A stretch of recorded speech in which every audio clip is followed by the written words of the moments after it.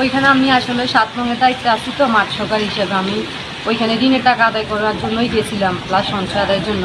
তো ওইখানে গিয়ে দেখি আমার সাথে একটা সদস্য, আমার নাম আতিক, আর সে কী করছে, সে আরও দুইটা সদস্যের বাইরে 2টা লোক নিয়ে আমার সাথে অনেক তর্কাতর্কি করছে। এমন এক পর্যায়ে আমার শারীরিকভাবে সে আমাকে লাঞ্ছিত করছে। এটা আমি ওইখান থেকে আমাকে একটা থাপ্পড় দিছিল। সে থাপ্পড় দিছে কে? থাপ্পড় দিছে আতিকে। সাথে 2টা ছেলে ছিল, একটা তার চাচাতো ভাই, নাম হয়েছে মাহফুজ, তার বাবার নাম মকবুল, আর একটা ছেলে ছিল শাকিল, তার পিতার নাম হয়েছে আপনার বিলাল হোসেন। এই বিষয়টা আপনি কাউকে অবগত করছেন কি? হ্যাঁ, এই বিষয়ে আমি সাথে সাথে আমাদের ঊর্ধ্বতন কর্মকর্তাকে জানাইছি। এখন আমাদের অফিস থেকে লোক গেছিল, আমাদের ঊর্ধ্বতন কর্মকর্তা আবার ইউনু মহোদয়কে এই বিষয়ে অবগত করছে।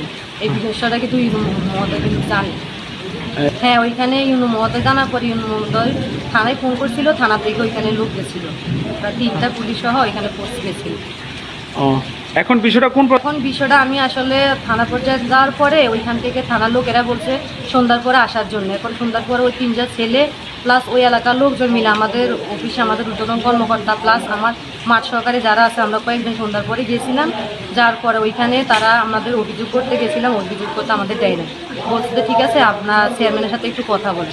পরে চেয়ারম্যান আমাকে কল করছিল, কল করার পর আমি চেয়ারম্যানের সাথে কথা বলছি। কোন চেয়ারম্যান? আমাদের উপজেলার চেয়ারম্যান। এখন চেয়ারম্যান কি বলছে? চেয়ারম্যান আমার সাথে কথা বলছে, কথা বলার পরে তো ঠিক আছে, আমি এই রিক্সটা এই দায়িত্বটা আমি নিচ্ছি, আমি তোমার উপযুক্ত বিচার করবো। আমি 20 তারিখে কচুয়ে আসবো, আসার পর আমি এটা সিদ্ধান্ত নিয়ে আমি যা করার করবো। তবে তুমি উপজেলায় কোনো অভিযোগ দিও না। প্লাস আমাদের থানা পর্যায়ের লোক জানে। তো আমি চেয়ারম্যানের কাছে একটাই অনুরোধ, যদি আমার সুষ্ঠুভাবে সেই বিচারটা করে তাইলে ওকে, আর যদি সুষ্ঠুভাবে বিচার না করে তাহলে আমি আমার আইনগত ব্যবস্থা নিই।